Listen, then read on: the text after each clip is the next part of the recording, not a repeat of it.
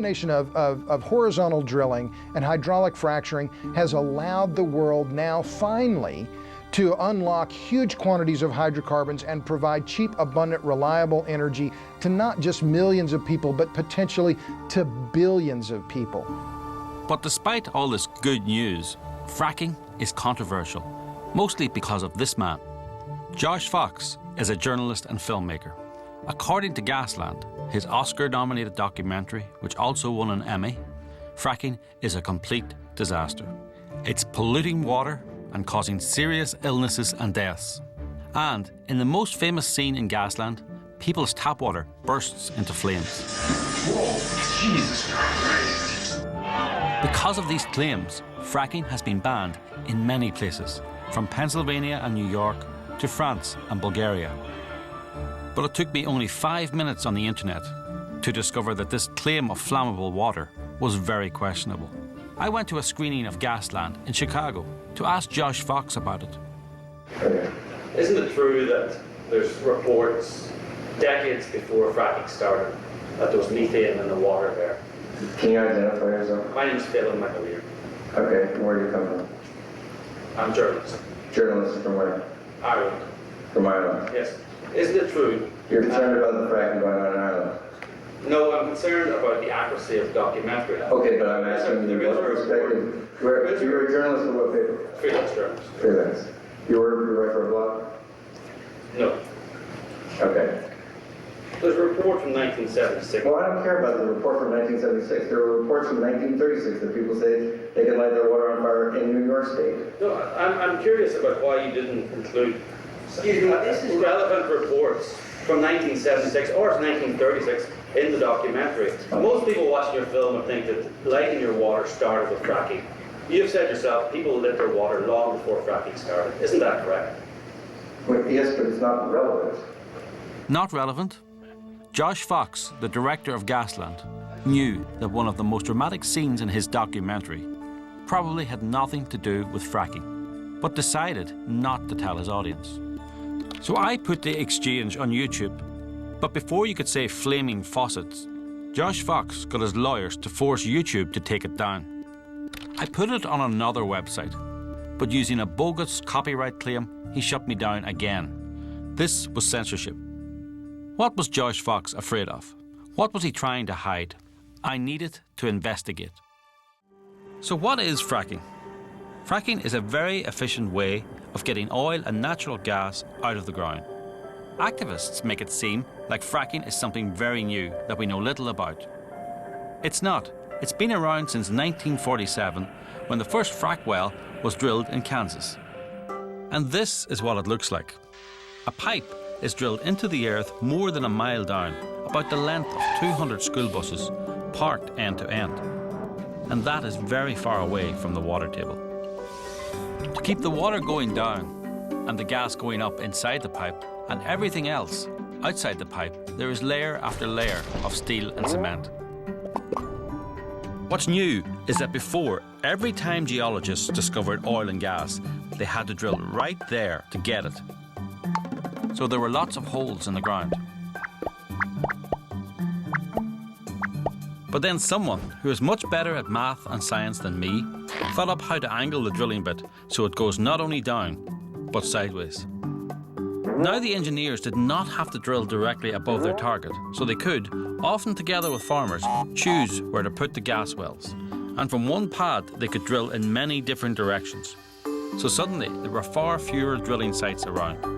Then, deep underground, water and sand with chemical additives are pushed out to open tiny cracks in the rock to set the gas free. And then, the engineers bring back the hills, grass and animals around the well. It's called reclamation. And from then on, the gas can flow up the pipes and into people's homes for another 20, 30 or even 40 years. But what about the claim that fracking is completely unregulated? Environmentalists say that the 2005 energy bill removed all regulation from fracking and left the public unprotected. They even had a catchy name for it, the Halliburton loophole. But that wasn't true. Oil and gas drilling always has, for over 100 years, been heavily regulated by individual states. The permits just to construct the well include conducting a PNDI search, an ESCGP1. You have to test water purveyors within 1,000 feet of the location, township approvals, pre-construction and pre-drill. We screen for cultural resources. If we find any, then we have to do Phase 1 and Phase 2 survey of the location, stream crossing permits, water management planning, and that would include a study of the impact of habitats of fish. For any impoundments that you're going to build, you're going to need another ESCGP1. You're going to need a dam permit for any pipelines, any compression, any processing that you're going to need. You're going to need all those same permits as well, ESCGP1, PNDI, cultural resources, and emissions permit as well. And then there's the drilling permit itself that you have to apply for, and that's the only one that's really concerned about the well. So there's numerous permits that you have to get all in advance before doing anything. So our planning cycle is anywhere from 2 to 3 years in advance of doing any kind of drilling or completions. The 2005 bill didn't create any loophole. It just kept a huge number of regulations where they've always been, at the state level. The bill was passed after Republicans and Democrats supported it. Even Senator Barack Obama voted for the legislation. The next residents here is Craig and Julie Sauntner, who have all kinds of claims of all kinds of chemical contamination, weapons-grade uranium, et cetera, in their well. But they've never shown any lab data to verify it. They just claim it. Meanwhile, every well around them is active and online. I began to suspect that Craig Sauntner's claims about contaminants, including weapons-grade uranium in his water, were greatly exaggerated, or maybe even false. Have you done independent testing yourself? We did way back, maybe 2 years ago. 2 years ago we did some testing, but that, I don't think we've done any testing since that, independent, And what did that show? I can't remember what that showed. They said the test results weren't that bad, but I don't know if the guy was testing the water, testing for the right things. So there's some kind of, they got to test them, tested a certain way. I forget how they said it, but it was, I don't know how they do it. I mean, can I get a sample of your water? Take to Ireland? Yeah, I'll give you a jug. I got jugs out in the. But the water now? Or? I don't know what it looks like today. I mean, she said it wasn't looking as bad today. I mean, I got some, it changes from day to day. One day it'll be clearer, and the next day it won't.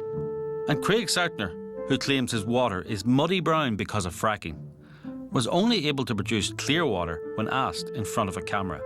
It does change from, from one day to the next. So how can you trust a well, all of a sudden you get to say, oh, that looks okay, but it does have a little bit of stuff in there, say, well, then that's fine to use. And then the next day it comes out looking like this. What was Julie Sauntner trying to hide? Why would she not release the findings of the EPA's water testing? A source told me that 3 senior EPA officials had given her the results and that the meeting was filmed. Through a Freedom of Information request, I managed to get hold of the tape. It showed the EPA telling the Sauntners that their water was not contaminated. Their reaction to this good news was rather strange. Oh my gosh, I just can't believe you people. With everybody. Yeah, she's got a problem. Well, look at. No, I want right here, right here. I'm not sitting anywhere. I'm done with this. I am. Right here. You can finish this. I'm done. I'm getting myself too upset for shit. No, this is bull crap, man. I'm sick and tired of this. What happened to you people? Really? Listen. You guys aren't the same as you were 2 months ago, 3 months ago. You think I made this stuff up? This. You're out of here? Yeah, I'm not gonna, this is getting, you want to sit down and talk rationally to me? How can I talk rationally with you when you guys won't even listen to anything we say? I'm listening to you. You're saying my water's fine, and we can drink it. We're telling you we tested your water. At this point in time, we found no contaminants in it. Campaigns by people like the Sauntners bring bans and moratoriums on fracking around the world. These bans have consequences because energy really matters. Are you ready to keep winning? When I talked to, I think, a lot of you in Philadelphia about 2 months ago, and I said, if they come forward with regulations to frack the Delaware, we are going to shut them down. You remember that? And the whole crowd was saying, shut them down. Well, you shut them down. You shut them down before they got started. Thank you, Josh! Thank you, Josh! Thank you, Josh! Thank you, Josh! Thank you, Josh! Thank you, Josh! Thank you, Josh! Thank you, Josh! How could this have been done to these people? Thousands of farmers have had their lives ruined by a decision made in a government office hundreds of miles away in Trenton, New Jersey. Carol Collier is the executive director of the Delaware River Basin Commission, which put the moratorium in place. She seems to have inappropriate ties to Josh Fox and the anti-fracking movement. I've spoken to some farmers in Wayne County and like Sullivan County, and they say that there is a bias against the landowners, that you agreed at one stage to go to a fundraiser for Gasland and only withdrew when they pointed it out. That was quite a while ago, but actually at that point when I was asked to be on that panel, I was not told that it was a fundraiser. And when I did learn it was a fundraiser, I did back out. Well, they told me that you didn't go because they embarrassed you into not going, but they made it. They obviously saw how inappropriate, even though you didn't see how inappropriate it was. Well, they don't have the whole story, because what I'm saying is that I did not know it was a fundraiser. When they informed me it was a fundraiser, I backed out. That's right. It's fine that you brought this up. It's cool. I already said no to that, so, you know, whatever. And do you think it's appropriate that your name is on the credits of Gasland? I am very surprised my name is on those credits. I did not know it was there. Josh never asked me, and if you look at my track record and what we've done here... Well, I'm looking at your track record here. It's quite a record, that, for a public servant. I fail to see how significant that is. Thank you.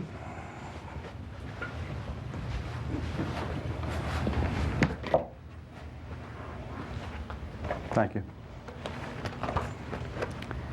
Next time I'll check more on background and credentials.